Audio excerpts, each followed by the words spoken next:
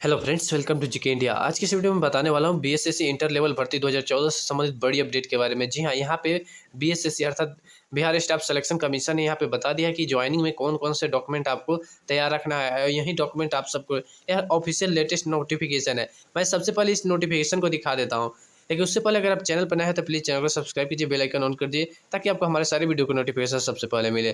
चलिए देखिए, यहाँ स्टार्ट करते हैं। ऑफिशियल नोटिफिकेशन के लिए सबसे पहले आपको क्या करना है, गूगल क्रोम ब्राउज़र में जीएडी सर्च करना है, अर्थात सामान्य प्रशासन विभाग का वेबसाइट है, इसी पर दिया गया है। अब ये जो नोटिफिकेशन दिया गया है, ठीक है, ये बेसिकली क्या है, ग्रेजुएशन लेवल का जो भर्ती हुआ था ना, उसमें कुछ लोगों का यानी सब कुछ होने के बावजूद वहाँ पे कुछ केस मतलब कोर्ट में केस चला गया था, ठीक है। इस वजह से उसका अब यहाँ पे उन 2 लोगों का मात्र यहाँ पे ज्वाइनिंग किया है, तो इसमें बताया गया है ये फॉर्मेट क्या है। तो यहाँ पे उसी आधार पे इसका भी फॉर्मेट, क्योंकि बीएसएससी का जो भी नोटिफिकेशन देखेंगे तो आप पाएँगे कि वहाँ पे सब लगभग एक ही जैसा फॉर्मेट होता है। हाँ, जैसे यहाँ स्नातक स्तरीय है, तो यहाँ से आपको स्नातक स्तरीय डॉक्यूमेंट नहीं माँगा जाएगा, बल्कि आपको इंटर स्तरीय डॉक्यूमेंट ही माँगा जाएगा। तो ये नोटिफिकेशन है, तो इस नोटिफिकेशन को अगर आप डाउनलोड करना चाहें, यहाँ पे क्लिक करेंगे तो डाउनलोड हो जाएगा। मैंने पहले से डाउनलोड कर लिया था। हम क्या करेंगे, डाउनलोड सेक्शन में आते हैं और इस नोटिफिकेशन को दिखाते हैं, इसमें क्या-क्या विस्तार से बताया गया, इन सभी बातों के बारे में जानेंगे। तो सबसे पहले देख लेंगे यहाँ पे सामान्य प्रशासन विभाग द्वारा, अर्थात बिहार सरकार के सामान्य प्रशासन विभाग द्वारा जारी किया गया है। यहाँ पे गुफरान अहमद जो सरकार के उप सचिव है, उन्हीं के माध्यम से। अब यहाँ पे देखिए 2 लोगों का जो मामला फँसा था, उन्हीं लोगों को यहाँ पे दिया गया है, ठीक है। अब इन लोगों का डिटेल्स दिया गया है, उन लोगों को बताया गया है कि कौन-कौन सा डॉक्यूमेंट आपको यहाँ पे फिर से वेरिफिकेशन कराना होगा। अर्थात आप लोग समझिए, जितने लोग यहाँ पे सफल हैं, उन सभी के फिर से यहाँ पे डॉक्यूमेंट भी वेरिफिकेशन होगा। क्योंकि यहाँ पे एक और बात ध्यान दीजिए, डॉक्यूमेंट वेरिफिकेशन आप लोगों का हो सकता है अभी 2 से 3 बार हो। एक बार आप लोगों को बताकर होगा और 1-2 बार अचानक होगा, ठीक है। अब नीचे की तरफ देखेंगे तो यहाँ पे देखेंगे आपको पता चलेगा दिनांक 29 को जारी किया था, कल जारी किया गया था।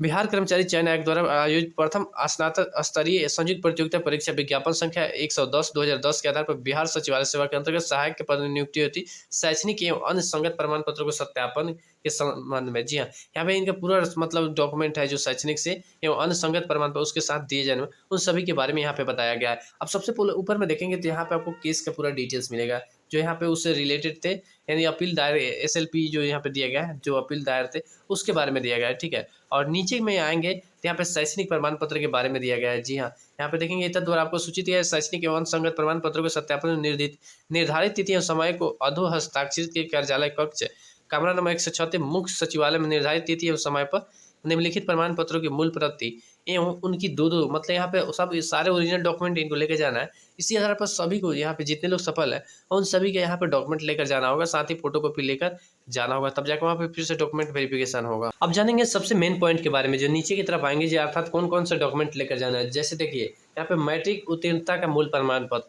जी हाँ, यहाँ पे मूल प्रमाण पत्र आपको मैट्रिक का देना होगा। उसके बाद इंटरमीडिएट या स्नातक स्तरीय, लेकिन आपको यहाँ पे स्नातक स्तरीय नहीं लगेगा, लेकिन ध्यान देंगे अगर आपने उस समय फॉर्म भरते वक्त स्नातक स्तरीय दिया है तो उसको यहाँ पे जरूर लगाना होगा, लेकर जाना होगा। उसके बाद अन्य शैक्षणिक योग्यता से संबंधित अगर आपने वहाँ पे डॉक्यूमेंट दिया है, ठीक है, तो उन सभी को यहाँ पे ले जाना होगा।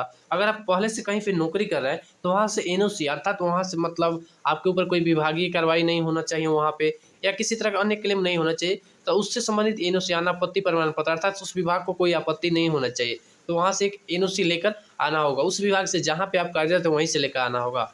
उसके बाद में नीचे की तरफ आएँगे तो अनुमंडल पदाधिकारी द्वारा निर्गत जाति प्रमाण पत्र, ये बेसिकली क्या है, अनुसूचित जाति अनुसूचित जनजाति के अभ्यर्थियों के लिए। अब यहाँ पे देखिए ये ग्रेजुएशन स्तरीय है, तो इसलिए यहाँ पे आपको अनुमंडल पदाधिकारी, लेकिन इंटर स्तरीय के लिए यहाँ पे ब्लॉक से अर्थात अंचल कार्यालय से जो होता है उससे भी काम हो जाएगा। उसके बाद यहाँ पे आएँगे बिहार राज्य की सरकारी नौकरी नियमित जिला पदाधिकारी, यहाँ पे यानी पिछड़ा वर्ग आता है, पिछड़ा वर्ग के लिए क्रीमी लेयर रहित प्रमाण पत्र। आप सभी का जो क्रीमी लेयर पहले से बना है, जिन लोगों का पुराना है तो वहाँ पे तो कोई दिक्कत नहीं है, और जिन लोगों का यहाँ पे कहेंगे बात नया है, ठीक है, जिन लोगों का नया बना है तो दोनों से मिलकर हो जाएगा, अर्थात सभी लोगों का यहाँ पे कंप्लीट हो जाएगा। उसके बाद यहाँ पे देखेंगे बीएसएससी द्वारा जो एडमिट कार्ड जारी किया गया उसके बारे में है, और उसके बाद नीचे में देखेंगे अस्थायी, अर्थात यहाँ पे निवास प्रमाण पत्र, अर्थात आवासीय प्रमाण पत्र। उसके बाद में यहाँ पे पूर्ण रूप से भरा हुआ 2 प्रतियों में चरित्र एवं पूर्ववत सत्यापन विहित प्रपत्र। अब ये चरित्र प्रमाण पत्र सभी को बनवाना होगा। जी हाँ, यहाँ पे चरित्र प्रमाण पत्र से संबंधित दिया गया है, ठीक है। उसके बाद में पासपोर्ट साइज फोटो 4 फोटो आपको लेकर जाना होगा। और उसके बाद यहाँ पे देखिए अनुमंडल पदाधिकारी या कार्यपालक दंडाधिकारी द्वारा निर्गत विहित प्रपत्र में इस आशय का शपथ पत्र की सभी प्रमाण पत्र सही है। जी हाँ, एक शपथ पत्र भरना होगा, और उसमें आपको बताना होगा कि सभी प्रमाण पत्र आप वहाँ पर सही से डिटेल्स डालेंगे, नहीं तो बाद में पुलिस वेरिफिकेशन होगा तो वहाँ पे प्रॉब्लम, यहाँ से पुलिस वेरिफिकेशन के माध्यम से जाएगा तो आपका हो सकता है दिक्कत हो जाएगा। इसलिए तथा आपके विरुद्ध थाना में अथवा न्यायालय में कोई केस दर्ज नहीं है एवं आपका आचरण प्रतिकूल नहीं है, उक्त मतलब यहाँ नहीं, सब कुछ इसमें सही से बताना है। और उसको देखिए, ज्ञातव्य के प्रमाण पत्रों के सत्यापन और जांच में सम्मिलित होने वाले किसी प्रकार मतलब यहाँ पे यात्रा भाता मतलब ये तो अभी नहीं होता है, ठीक है। उसके बाद यहाँ पे देखेंगे नीचे आएंगे, शुभकामना संदेश दिया है। अब यहाँ पे सत्यापन पत्र के बारे में, प्रपत्र के बारे में कहा जा रहा है। सबसे पहले आपको पासपोर्ट साइज फोटो के बारे में कहा जा रहा है। उसके बाद यहाँ पे दिखाया जा रहा है कि आप पूरा सही से जानकारी, इसमें कोई भी गलत डॉक्यूमेंट मतलब जानकारी छुपाए नहीं, ठीक है।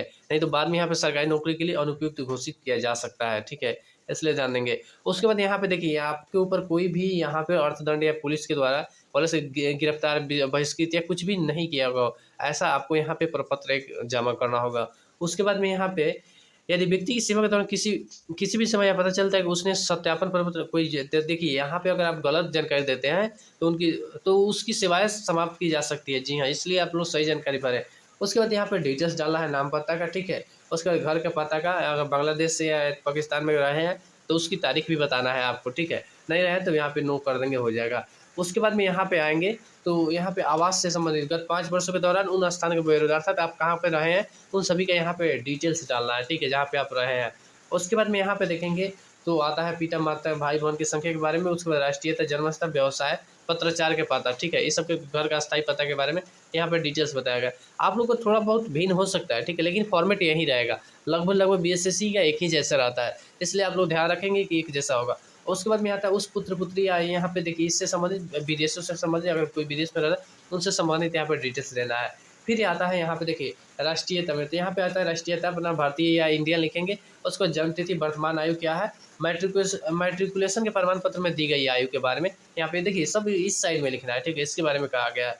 उसके बाद हमें जिले और राज्य का नाम सहित जन्म स्थान के बारे में कहा जा रहा है। जी हाँ, जिले व राज्य का नाम सहित जन्म स्थान के बारे में। और उसके बाद धर्म, उसके बाद क्या आप अनुसूचित जाति, अनुसूचित जनजाति, अन पिछड़े जाति से संबंधित जिससे उसका नाम लिखें। जी यहाँ पे आपको जाति का नाम लिखना होगा। उसके बाद में इसी तरह नीचे आएंगे तो 15 वर्ष की आयु से पहले जो भी आपने शिक्षा प्राप्त की है जिस स्कूल या कॉलेज से, उसका यहाँ पे उल्लेख करना है, शैक्षणिक योग्यता का।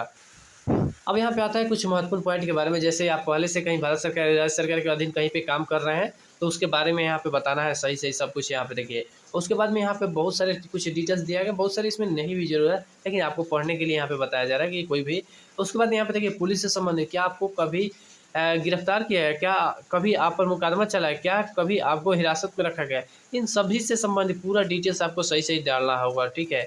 नहीं तो यहाँ पे बाद में यहाँ देखिए। साथ ही एक महत्वपूर्ण पॉइंट, क्या कभी किसी लोक सेवा आयोग, कर्मचारी चयन आयोग ने अपनी किसी परीक्षा या चयन से आपको बहिष्कृत या अयोग्य घोषित किया है, इससे अगर किया है तो आपको डिटेल्स डालना होगा। नहीं तो बाद में पुलिस वेरिफिकेशन में आप लोग के अदर डॉक्यूमेंट चेक होगा तो वहाँ पे आप फंस सकते हैं, इसलिए सही सही डालेंगे। अदर भी दिया है यहाँ पे, सब कुछ पढ़ना है, ठीक है।